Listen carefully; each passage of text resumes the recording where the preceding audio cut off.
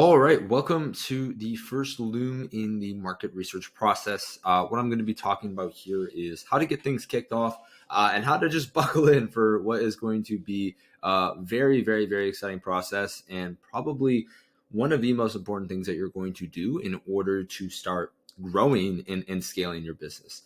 One of the main bottlenecks that I face at the agency, just to give you a little context before we jump in, is trying to understand why things were actually working, okay, and trying to understand how to come up with new ideas. I didn't actually get it. The depth of my essentially creative strategy and my ability to create winning ads, and when I say my ability, it actually was my team's ability as well, was essentially Twitter and whatever influencers were posting, whatever hooks were trending that month, and Foreplay. And Foreplay is an app, and I'll get to that very shortly. We're actually deeper down into the research process of how we now use it. But this research process right here that I'm about to show you has absolutely transformed the way that we have done business and transformed the way that we've been able to scale our brands and help people actually predictably grow their business. So I know we've talked a lot about psychology, but now in this next phase, I really want you to take this seriously. And there's a lot of people that say they do research, but I can promise you, you have not done research until you go through what I'm about to show you in this process. Now, I do, again, need to give full credit to Nick Therio for very, very much so helping me.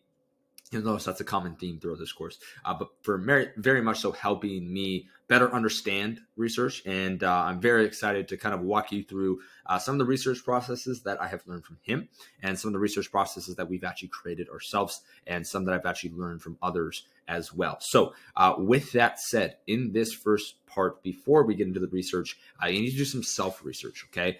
And that self-research is actually what we typically would collect in the in form of an onboarding. Okay. But what I want you to do is essentially onboard yourself. Okay. And start asking yourself some of these initial questions before you do the research.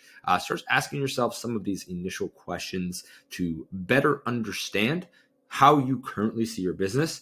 And by the end of it, kind of compare that to where we're going to be at after you actually understand the market. Okay, so the first thing that you're going to do is you're going to open up this document. You're, of course, going to make a copy. And once you make a copy, you will then begin to fill out these questions. Okay, so very first question here, what is your business differentiator? Okay, how do you stand out from the rest? This is one of the most important things for you to call out.